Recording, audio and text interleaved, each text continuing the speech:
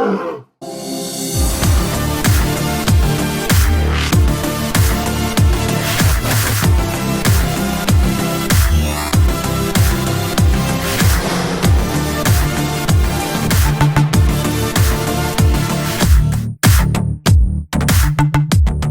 Scott Oots.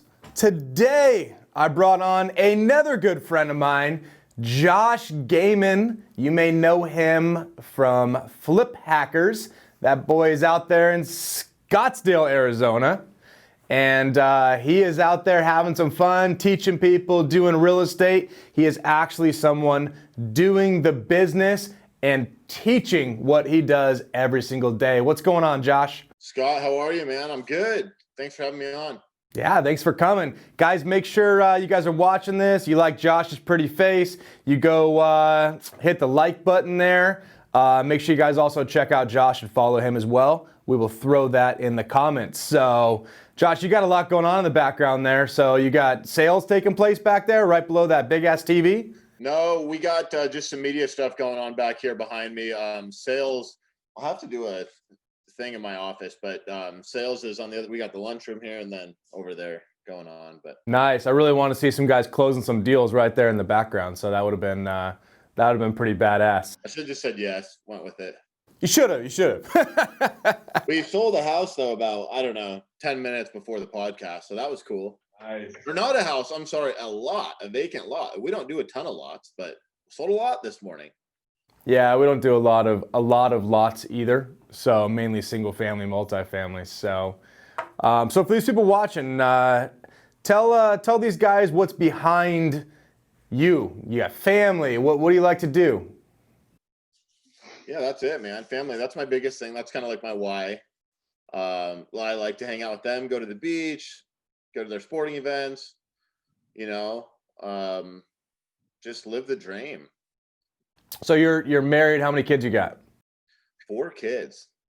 16 is my oldest, is my stepdaughter, and then I've got 3, 9, 8, and soon to be 10 and 9. But right now 9, 8, and my newest is, what's she? Almost 8 months old now. Wow. Yeah, 8 months. Actually, I think 8 months yesterday. Yeah. So it's crazy. So they span 16 years. Yeah, that's quite the spread, man. Wow. And you escape Arizona and you head down to Mexico. You got a place down there? Yeah, down in Rocky Point. A lot of people haven't probably seen, but because you think of Arizona, you just think of the desert. You don't really think of like the beach. And obviously, California's not too far away. So we always love to go check out where you're at there in Huntington Beach. It's beautiful. But down south, you can go. It's about 3.5 hour drive south, and you hit the Sea of Cortez in Mexico. So it's about 2.5 hours driving south in Arizona. You hit the border, and then it's about another hour. But yeah, we've got a condo down there in a resort. It's tons of fun. Nice, and you head down there quite a bit. I'm always jealous when I see your pictures from your balcony and you're looking at the water and the pool. I'm just like, man, how long would it take me to get there? We got to go down there, man. Yeah, living on that balcony is my best life for sure. We got to go down there though, because I know you've got the sand toys, and it's all sand dunes down there. So on one side of the resort, you have the beach, and then on the backside, there's actually a really nice golf course, and then it's just dunes for days. There's this one hill, I'm trying to remember what they call it, but in town, one of those just massive sand hills that you can just drive up for. You rent like some Razors or Can-Ams or anything out there and go check out the desert, or what do you do? Yeah, they've got a whole bunch of them you can rent, and but don't you have a toy? I did. I sold it when I moved to the beach. I didn't have as many garages, so I had to get rid of some of that fun stuff to live at the beach. So yeah, no, absolutely. That's a thing down there too. That's why I could buy one and store it down there. There's underground parking that you get with your unit and stuff, but it's just and same thing I've thought about wave runners, but it's you can rent them for, it's $40 for a half hour, whether it's a razor, you want to do a razor, you want to do wave runners, whatever. So just being able to literally get out of your car and hop on, get the kids in, same thing with the water, not have to fool with it is, I think, the best way to go. Yeah, I agree. So you guys can see Josh is a real person. He has fun. He goes out and does this stuff. Now, Josh is in his office right now.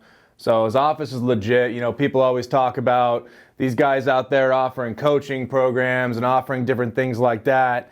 Are they doing the business? Now, Josh is doing the business. He's in his office right now. He's got stuff going on behind him. Josh, tell people kind of how you got started. Yeah, so I got started. I guess kind of the very first step into real estate was the book Rich Dad Poor Dad by Robert Kiyosaki. I read that book when I was like 19 years old. I was still in college at the time. I played football for a couple years in college, and then when I stopped going to college, um, stopped officially going to college. I never really went to class. That was my thing. I got into the car business, and I knew. So it was right around that time I'd already kind of read the book, kind of knew I was going to go to real estate. That was kind of what was starting to take place for my vision. But car sales was right there. It was an instant job. I could start making some money. So I did that actually for about 3.5 years and had a lot of success in it. At first, I had like no success. It's horrible. Almost got fired. Sales manager calls me in. He's like, Josh, you got to sell 5 cars this month.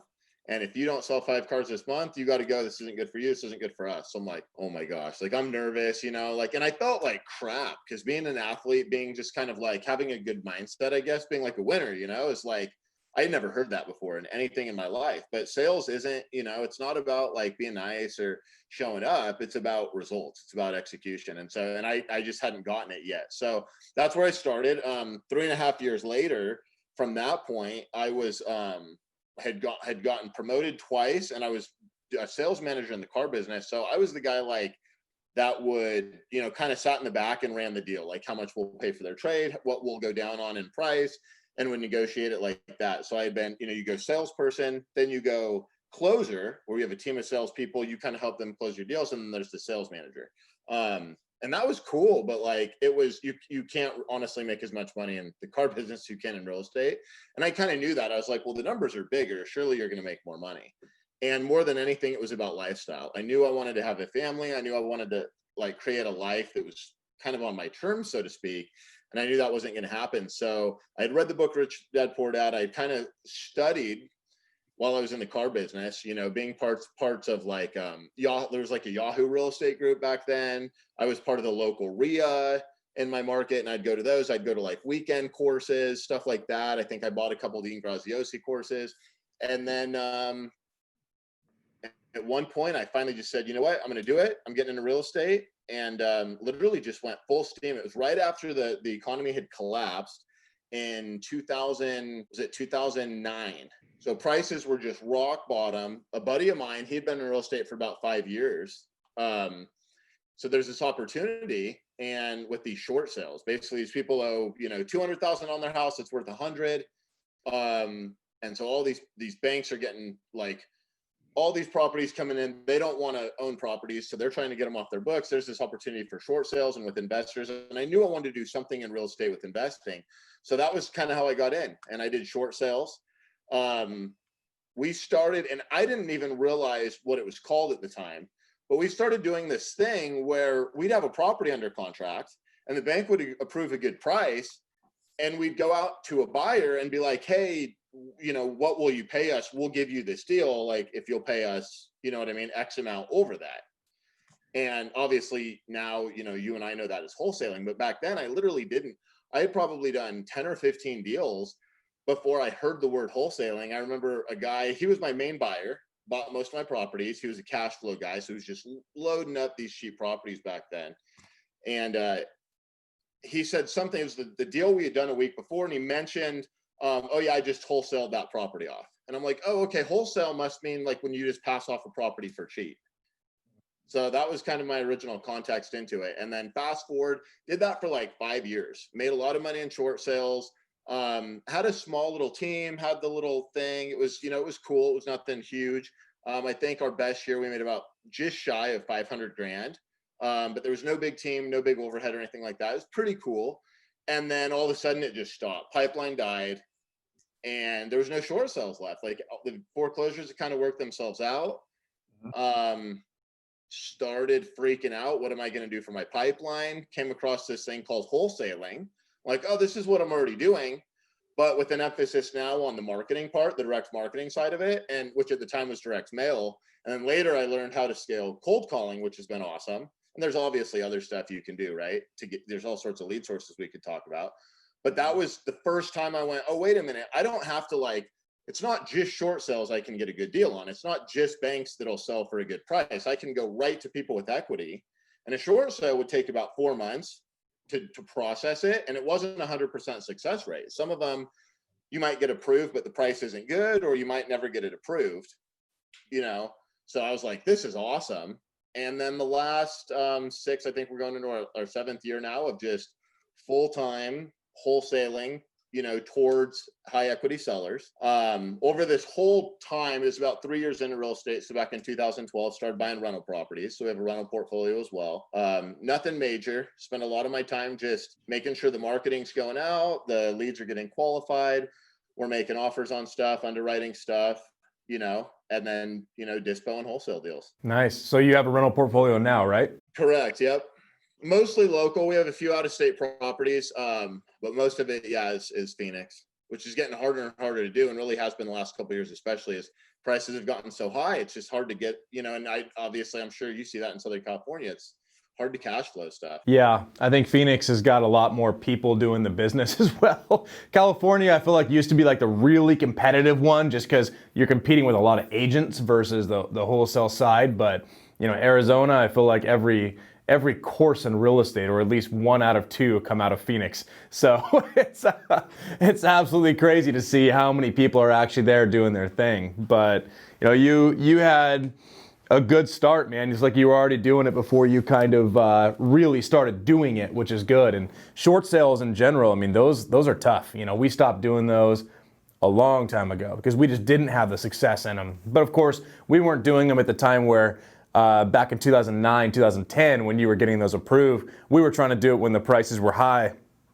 So for us, we just didn't get a good return from it. And we decided that, we can focus on our outbound marketing, which gets us very motivated inbound leads without having to deal with these banks.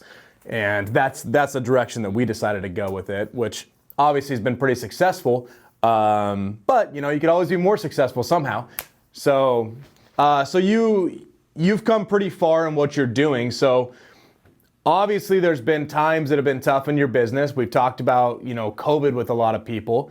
And, you know, all of a sudden we wake up one day, we lock down, world's falling apart. We're literally getting ready to go into the biggest crash of our lifetimes with the news saying, and everyone's losing their jobs. We're going to sink. I mean, how did COVID work for your business?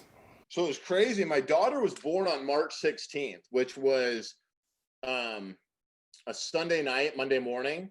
And that was the week that everything like locked down and stuff. And so it was super crazy. In fact, we didn't even stay in the hospital with the other kids. I remember like staying at the hospital till the last minute, like they had to kick us out. And Alicia was just like, I'm taking advantage of like every minute I can get of like nurses and care before I got to go home. And with this one, she was like, let's get out of here. It was crazy. It was because it was difficult. They were closing everything down. Procedures were starting to go in place. With the 9 and 8-year-olds coming and going, it was like, so it was a whole thing. And then on the real estate side of things, it was a crazy couple weeks, super scary. Didn't know what was going to happen. We lost probably, what was it? $20,000-$30,000. There's one deal we sold for $7,000 that would have normally been a $27,000 deal. And I was like, holy cow, marking it down to get it sold because everybody was freaking out. Literally overnight, all of a sudden, hard money lenders who fuel a lot of the wholesale market because they're funding the wholesalers and the fix and flippers that are buying from the wholesalers. All of a sudden, they wanted, 60% down, like minimum 40% down. And so it went insane for a couple of weeks, especially. And we had another deal we would have wholesaled for a $30,000 deal. We made 10 on. Mm-hmm. So what's that right there? That's 40,000. I feel like there was maybe one. Oh, and then there was a deal that we actually ended up cutting. It was kind of a weird situation, but the seller got seller's remorse like 3 days into the contract, and this was literally like that same week. And normally we'd be like, send this over to the attorney. Like, first we'd try to take it hands-on, talk to them, find out what's going on, reason with them, try to keep the deal together that way. If that doesn't work, send a letter out, protecting ourselves that way, assuming that's what we want to do is pursue it. And with this one, we weren't. I was just like, I'm not even going to spend the energy on it. I'm not going to spend legal on it. I think this is only a maybe $10,000 deal pre-COVID. Now, who knows? why bother? So that was you could kind of look at that as a lost deal in a sense. After that, I will say, little to no impact. In fact, we went on a hot streak in like April and May, had really great months. We kept our foot on the gas with marketing when a lot of people didn't. But it's really been interesting to see. It was like everybody freaked out, and then things kind of went back to normal. So we had similar experiences. So I was talking to Don Costa yesterday as well. And so all three of us seem to have had pretty much very good success through COVID. However, we all saw that dip in the beginning, where it wasn't so much we had to mark down properties. It's just, you know what? I don't know what's going to happen. I could wait another 3 weeks and see if I could get more for it, but let me just take what I can get now and move on. Some of my buyers got really good deals during those few weeks, and we had people just handing us earnest money deposits to back out on the buyer side. And another thing too is the seller side, because a lot of our sellers are elderly. And when this happened, they were worried about moving, and then we said, oh, we'll supply you movers. Then they said, well, wait, I don't want people coming into my house. It's like, it's not your house anymore. Get out, but you had to have some type of help. So a couple of things there. Yeah. I think that's helped with wholesale real estate in general. People already like the trends going away from wanting to deal with showings and people trumping through your house. So COVID has only helped that. And then to your point, we had a deal like that too. Actually, I had forgotten about that, where it did go in our favor. We were going to make $5,000 on this $400,000 house, right? It's one of those files you're just like, gosh darn it, like whatever, we'll take it. But it was just a mini little whatever. We ended up making $12,000 on it because the buyer wanted to back out of the deal, and we have a $10,000 liquidated damages clause. Yeah. So, and we have $10,000 earnest money. So, which actually back then, pre-COVID, we only did 10,000 on 400 and up. If it was under 400, $5,000 we were good with. As soon as COVID hit, we went to 10 on everything because of a couple buyer situations. And this one worked out in our favor. We're going to make 5. Instead, the guy calls me and says, hey, we would like to not close. What can we work out? And he said, obviously, we're going to lose our 10,000 earnest money, but I know there's this other $10,000 clause. I said, you know what, if you'll authorize, you'll send title and email acknowledging, hey, I'm releasing my earnest money. I'm not going to fight it or anything. I'll send you a settlement offer for $2,000 on the liquidated damages clause. If you can send that. And he signed it and sent the email to title. And I think Venmo'd me the $2,000. And it was all done like that. And we made $12,000 on this file. We would have made $5,000. It was crazy, but it's just like wholesale real estate is crazy sometimes. You're nicer than we are, man. We took out the liquidated damages provision so we could get our entire wholesale fee if they back out. So well, no, we can too. We can too. So, and you're not limited to one or the other, but ours says we have the option.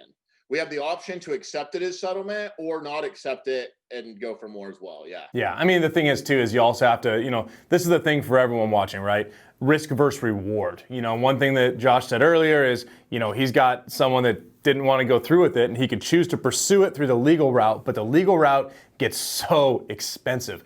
And when you look at how much it costs, say $300 an hour for an attorney, people assume that attorney is going to write up and file a lawsuit within 20 minutes. It doesn't happen like that. I mean, you're looking at 8 to 10 hours of work, if not more, by the time they get to the point of filing. Then you have couriers to bring it to the courthouse in most cases. You got court filing fees. You have court fees. Like, there's so much that goes into this. You could literally spend $30,000 to try to recoup 10. And in the end, you may win the lawsuit, but if you don't have a solid contract where the judge awards you your attorney's fees back, you're out 30 to get 10. It makes no sense. So you've got, I feel like this is something we kind of gamble back on every day, right? Like, what direction do we go with it? What's our spread? I mean, if I got a $100,000 wholesale spread in a deal, I'm gonna go after it and I'm gonna pursue it. But if it's, $10,000, $20,000, a lot of times you got to look at it and just say, you know what? I don't think this is worth doing. Let it go. Or if we can sell it to someone else for $10,000, whatever, we still recoup 10 versus the 20. It's a tough decision because my mentality, I don't know if you're like this at all. It's like, dude, if you're going to screw me and back out of a contract, I want to go after you. But I did that for a lot of them for a while. And it was almost like, it was a big mistake on my part because I said, oh, you're backing out? We got to get you to go forward. Okay, you're going to hear from my attorney. And then my attorney would reach out. Then I started getting his bills. And I was like, holy crap, this is like another marketing channel. So it's bad, and it gets really expensive to do. So always think that stuff through before you go forward with the lawsuit.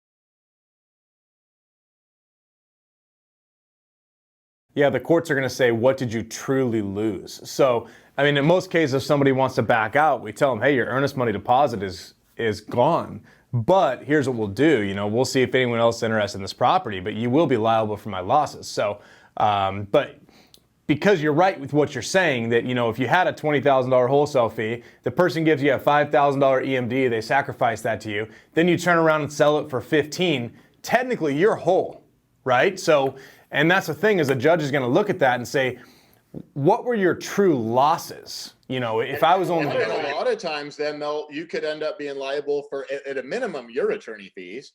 Because even if you have, like, I'm sure you have the same thing in your contract, we probably both have the clause that says prevailing parties going to be awarded attorney fees. So both people are already agreeing it. Well, that doesn't necessarily mean the judge is going to say, yeah, you actually, a lot of times they'll say, yeah, I know that's in there, but this is kind of a 51-49, you win. No, you each pay your own attorney fees.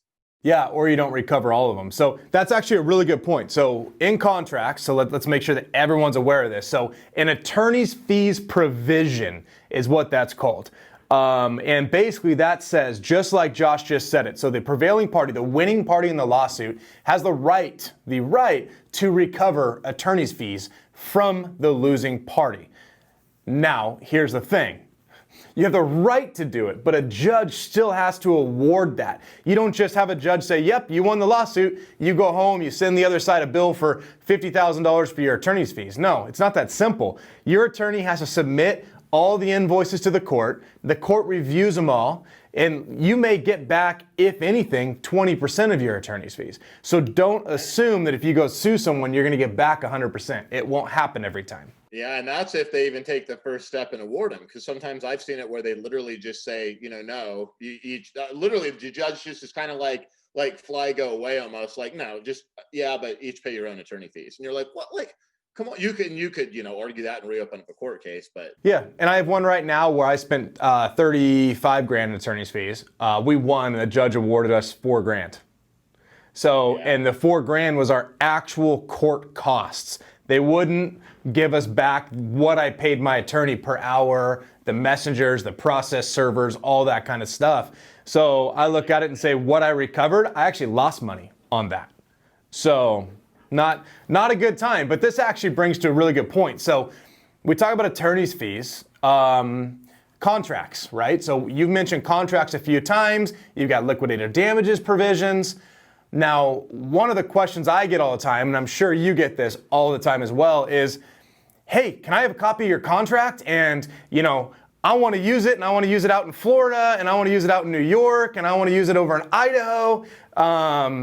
You know, I'm sure you get those questions just like I do. So let's talk about contracts real quick. And what I always tell people is, sure, you can have a copy of my contract, but I'm not standing behind this in your state, because my attorney wrote this for my state, and you need to have your attorney review it. Now, I would love to get somebody else's opinion on my answer to people is, do you agree that if someone's gonna spend money on something, contracts is one of the important things to spend money on? Absolutely, 100%. And it's unfortunate, so many people, when they get started, they overlook the importance of the contract. They just think, literally, if I have any contract that gives me the ability to make an assignment fee or do a wholesale deal, like, I'm good.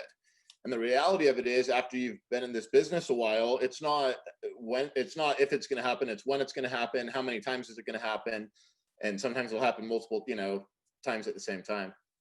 You're absolutely right, 100%. Everybody should, if you're going to take this business seriously, you've got to have a good contract. You've got to understand what's in that contract. In my course, I include my contracts. The seller contract is 90 minutes. I'm sorry, the seller contract lecture video that goes over it is 90 minutes long. It's a 2.5 page contract. Mm-hmm. It's a 90-minute video that, shows you how deep all this stuff goes. I did a YouTube recently where I threw through the contract. There's like 34 clauses. I counted it up, like 34 sections. And most sections are a sentence to a few sentences, but and I went through that, and it was crazy. It's like, wow, you can't go through a contract in 5 or 10 minutes. I mean, you kind of can, but not really. It's so important. Everybody should do that. And I say the same thing. I say, yeah, you can have a copy of my contract. Number one, it's for entertainment purposes only or information purposes only. It's like, to your point, I'm not writing this up as your lawyer. So if you get sued or you lose money because you didn't realize you didn't have something or it didn't apply in your state, etc., that's on you. That being said, take this, run it by a real estate investing attorney in your market and have them tell you. And what they're going to do, they're going to poke holes. I mean, I don't let my attorney write my contract for me. God, like, if I let them write my and I have 2 different attorneys that I use, 2 different firms. It'd be 100 pages. What's that?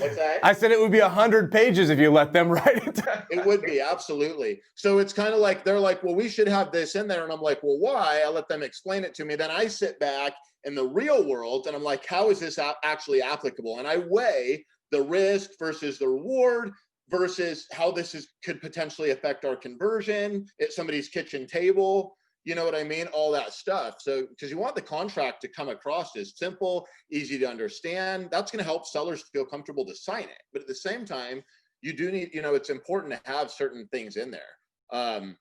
So I think you hit the hammer on the nail, man. It's just, it's so important. And going back to like the legal stuff and all that kind of stuff is like, I think where everybody should get started, get a good education. And you can, you're on a good channel if you're watching this right now. Like, I've known you, Scott, for, years. Same thing. You're in the business, doing deals all the time at a high level. So anybody who wants to, quit their job and start wholesaling part-time, eventually full-time, whatever, it's like, get the education, find somebody that's actually doing it, plug in 100%, buy their course, their contract, whatever it is, and then do more deals. Like, for most people, it's like, they got 3 deals going on, a legal thing happens, and then they're tied up and it takes all their energy for 45 days and they're all frustrated. They're like, well, I thought I was going to have this $20,000 coming in that was going to change my life, and it didn't. And now the results are way bigger than that because they just froze and stalled everything, instead of looking at it like, I'm sure, in a given year, you're like,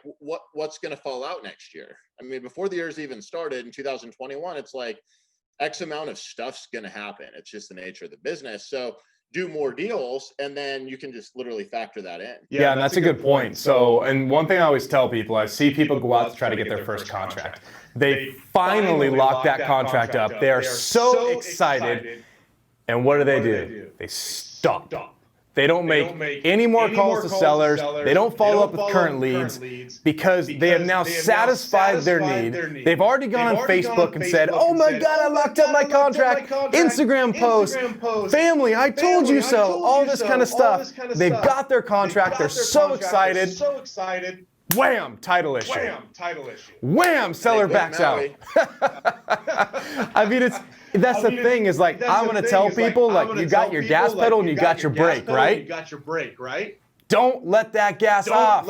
Keep it going because yes, you got to find buyers once you get that contract, but you got to set time to find those buyers, and you still got to be talking to sellers because the goal is not to get one contract, make $5,000, and assume that you're going to go buy your Lamborghini from that. It's just not going to happen. You got to keep the foot on the gas, and so many people stop, and that's where, you know, like I was talking about masterminds with Don Costa earlier. Like that's where masterminds are so good because literally they make us force each other to move forward and keep the foot on the gas. And a lot of these people get their first deal and just stop. And you can't do that. So, but my favorite thing is, hey, I'm ready to go out and get my first deal. I now have my business cards. I've designed those for about 8 hours. I went to GoDaddy and got my website registered. I went to LegalZoom, got an LLC. Man, I spent 6 months doing this. My business cards are beautiful. But what do I do next? I haven't talked to a seller. But what do I do next? That happens all the time, and I know you've seen it. What is your response to those people? You know, education overload is real. We see it so much in this business. But yeah, it's you got to take action. It's just what you said. You got to find a way to talk to 3 people a day. 3 people in some type of context about selling their house. Whether you're cold calling, knocking on doors, driving for dollars, or whatever. Now, if you pay a little bit of money marketing and learn and get the experience to do some marketing, it's relatively easy to get 3 leads a day through cold calling, direct mail, online sources, etc. Even building a network that can bring you 3 leads a day. You could literally learn how to use the MLS and find 3 leads a day in there. So it's just now, if you're brand new, I would say probably don't do that in a hot market right now because MLS is a super advanced strategy right now. Like we're pulling deals from it. It would be very hard to teach it to someone who's newer in the wholesaling because they're going to get crushed by the other offers, the realtors, etc. But if you understand how to go very deep, speak the language at a very high level, and create situations and talk to realtors, etc., there's deals there. But it just comes down to taking action. We've heard it so many times. I know we both grew up into this business hearing that, and it's so true. A lot of times people talk about taking action in terms of getting your marketing out. And really that I think is the biggest thing. And even if you are prospecting minded in the beginning, which means, okay, I'm newer to this. I don't have a lot of money for marketing, so I'm driving for dollars. I'm cold calling, I'm door knocking, whatever. Your mindset has to be, I'm going to get my first deal and then I'm going to invest into marketing. Because to your point, you can't just like go get a deal and then stop, especially if you're prospecting. Because what happens, you get that, you did all those things you said, the LegalZoom, you got all those things in order, you get your WordPress site, whatever, and then you get first deal, it's $5,000. And then I've totally forgot where I was going with that. And then you stop. And then you stop. Yeah. Okay. And you spend the $5,000. Well, now you got to go pound pavement again to go find another one. Instead of being like $5,000, I didn't have any marketing costs, but I worked my butt off, reinvest that and buy however many leads you can get from that. Mm-hmm. You know, yeah. So that's what it's all about to me is like, you know, finding out how do I talk to sellers, and the buyers is the easiest part of this business. I think, you know, you can get an agent database. That's so easy in every market. Mm-hmm. If you send out real good deal, if you go to a couple meetings, you're going to find you don't need a big, like at the end of the day, if you've got a good deal, you're in any decent sized market, the buyers will come. You know, people talk about that all the time and say the buyers will come. And okay, now let's be clear on something real quick, because people are like, wow, if I lock up a deal, buyers know I have it and they just happen to show up. No, you do have to, you know, put some ads out there. You can throw a Craigslist ad out there. You can pull a cash buyers list and start calling them. I think people just assume, because they hear this all the time, like if once I pencil this deal in, buyers just know I have it and they come. No, let's be clear. You still have to go out there and let them know you exist. You have to do that. But if you have a good deal, those buyers will come to the deal, and those buyers will come to the next one and the next one and the next one. But you have to do something to show these buyers you have this. Now, I think people forget to market to buyers making cold calls to buyers. If they see a house under construction, they don't stop in and see who owns it. They don't do things like that. And you have to incorporate your seller side with your buyer side a little bit, right? I mean, make some calls maybe for 1 hour a day to buyers. Maybe, like I said, you see that house under construction, just walk in there and say, hey, I do come across lots. Looks like you guys are building. Are you guys interested in potentially purchasing some lots? And see what people say. There's a lot of different ways to do things, but bottom line, I mean, I think you nailed it when you said you got to take action. I mean, that's it. And I know people say this all the time, but it's easier said than done in most cases for most people. They look at it and say, I don't know what action to take. And that's why they go and create their business card and their LLCs, because those are the actions they know of. It feels like productivity. It is action, but it's not really execution. Yeah, and I always tell people, you don't need your business card to go talk to a seller. You can write your name on a Post-it. They could care less. It all is in the rapport building. You talk about, selling cars, right? And if you walk up to someone, a customer comes on the lot, and you go to sell them a car, the first thing you're going to do is build rapport with that person. How are you today? How can I help you today? Things like that. You're not just going to walk up and say, do you want to buy a car or not? I mean, you're not going to get anywhere. So, yeah, it's funny you say that, because in that business, if they ask you for your business card, that means, can I leave? Yeah. Oh, that's actually a good point, because that's what I do. I was literally just at a car lot yesterday, and I was like, okay, can I just have your card? Okay, cool. See ya. So you're right. You're 100% right on that. So I don't like handing contact information until I'm done talking. Give me some time. I might hold it in my hand like I'm respecting them and getting it out, and I start just kind of holding it, and I go to hand it to him, and I kind of pull it back, still talking, and it's like, you want this? You're gonna listen to what I have to say. So, boom. So I don't want to keep everyone too long. I don't want to keep you too long, but if you got people that are looking at getting started right now and looking at mistakes you've made, successes you've had in the past, give a little advice to people watching that are sitting at home right now, watching the YouTube video, saying, you know what, I don't know where to go from here. What do you suggest? Like I said, I can plug in where you're at right now. You're on a great channel. Scott, do you have a course? No, I don't. All right, send them to my course. We can put the link down in the description. Plug into somebody that you see what they're doing and follow them. Go through their content, how to do a wholesale deal. Here's your contracts, what's important. Start taking action. Like I said, if you don't have money, you start prospecting, you immediately then market as soon as you do a deal. If you have money for marketing, great, but don't be stupid about it. You still got to get the education. And sometimes that paralyzes people too. If they have the money, they can get the education, they can afford the marketing, but then they kind of don't really do it. They're like, I can turn that on anytime I want. So really think about why you're doing it. At the end of the day, it's a great business. You can make a lot of money. It's changed my life. I know so many people that it's changed their lives. But just like anything, you gotta take it seriously and really understand it. So if it's something you want to do, I know there's a lot of hot things out there that people talk about, side hustles, Amazon drop shipping, all sorts of ways to make money. There's kids making money on Instagram, selling, t-shirts and stuff, like funny, whatever. Like if you just want to make a quick buck, like, yeah, you can, but it might be kind of frustrated. If you're really committed to the business, and you plug in, like, I promise it'll be worth it, because it really is a great business. You can make a lot of money in it.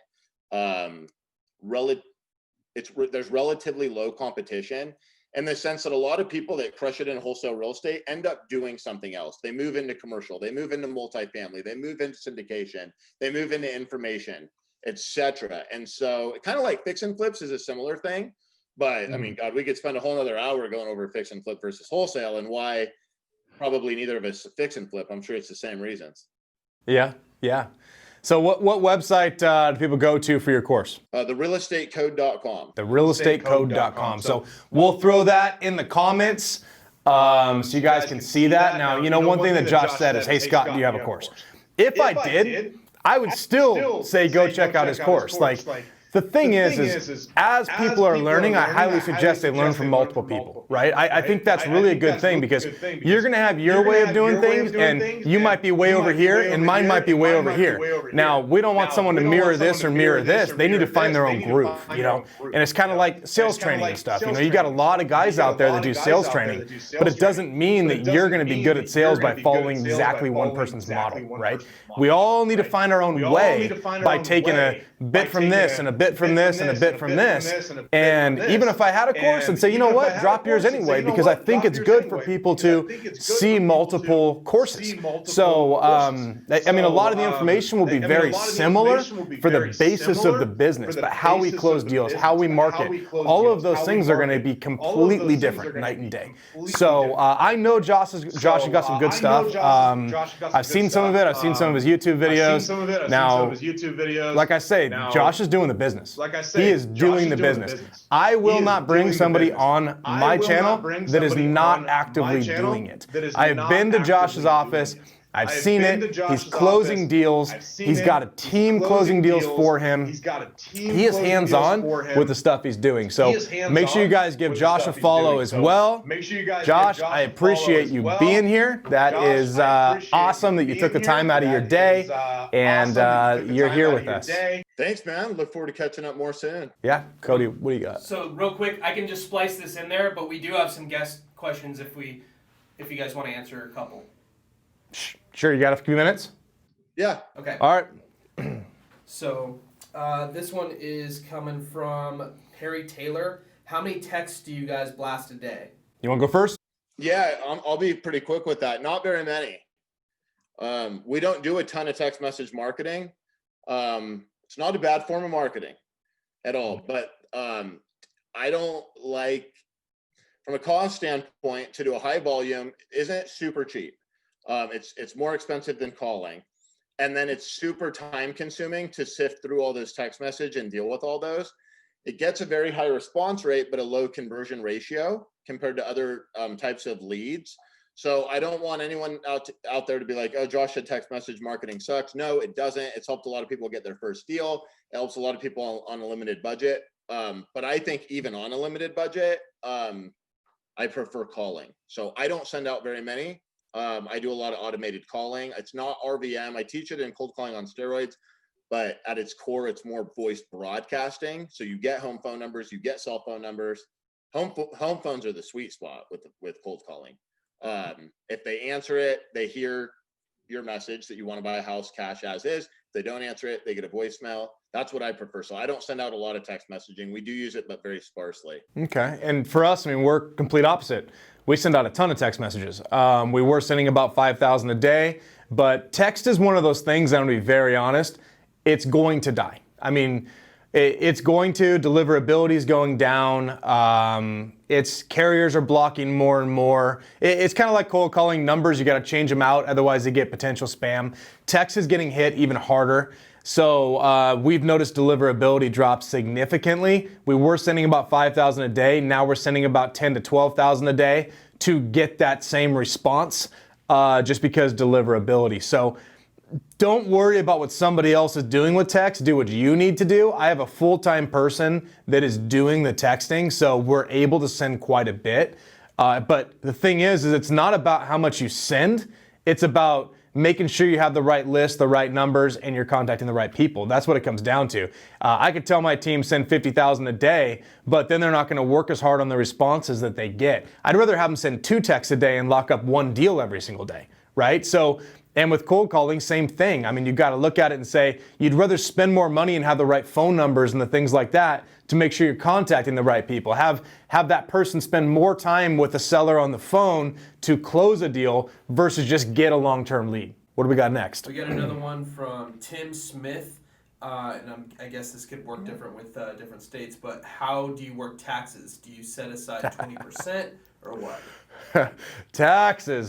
This is actually going to be a really different answer because we're in way different states here. You have to pay the Republic of... Whew, I pay. So the thing is, I follow a model that every deal that comes in, I set aside money for taxes. So I actually set aside 25% of every deal in a tax bank account. And I don't ever expect to pay the 25%, but I always set aside a little more than I think. So in California, I've got to pay quarterlies. So I have to pay my taxes throughout the year, but I pay state and federal being in California. So I get hit twice with what I do. So it's very important for me to set aside money because I don't want to get to the end of the year. My tax guy says, hey, Scott, you owe $100,000. And I'm like, oh crap, I don't have it. I like that money sitting aside. However, nobody likes paying taxes. There's a lot of strategies out there, and I won't get into that right now in depth, but there's a lot of strategies, including IRA investing and different things you can do to limit your tax liability legally. Don't do the questionable stuff. Don't take advice from some random person on a YouTube video. Make sure you do your research, but there are a lot of ways to limit tax liabilities. How about you, Josh? You like paying taxes? I don't know. I think I couldn't have said it better myself, Scott. Same thing here. We have federal and state as well. It's just our state's not near as high as you guys in California. You guys have state? I didn't know you had state. I didn't know you had state there. Yeah, we have state. Yeah. Oh man. It's not bad. It's not bad, but we do have it. So it's better than, like Nevada and Florida that don't have any tax. I think you're absolutely right. So my thing with taxes, defer. That's the biggest thing as much as you can. That's why I love rental properties because you can defer basically indefinitely. Take income as debt instead of income. Like you said, there's so many advantages. You can create management companies, money can flow different thing. It's all got to be set up properly, but I spend a ton of money on my structure and then my tax planning to spend less at the end in taxes. It's still quite a bit. It's probably a lot more than a lot of people that are successful make in a year, but limiting that. And then, like you said, quarterly, same thing. I'm sure I'm a corporate, or our wholesaling entity is a corporation. I would assume yours probably is too. So, yes, paying those quarterly taxes helps a lot to, not fall behind and get too crazy. All right. Is that it? Last one, James the Hawk sent a bunch of hand claps emojis to end the episode. Oh, we'll give it back to James. So, all right. I think that pretty much wraps us up. Josh, again, I appreciate you being here, taking the time out of your day. And, if you guys have questions, make sure you guys follow both me and Josh.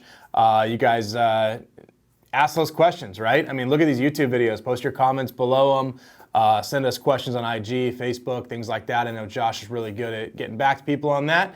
So make sure you guys do it. Otherwise, I appreciate you guys being here. This is Josh Gayman. I'm Scott Oots, and we'll talk to you guys later. Hey. Boom.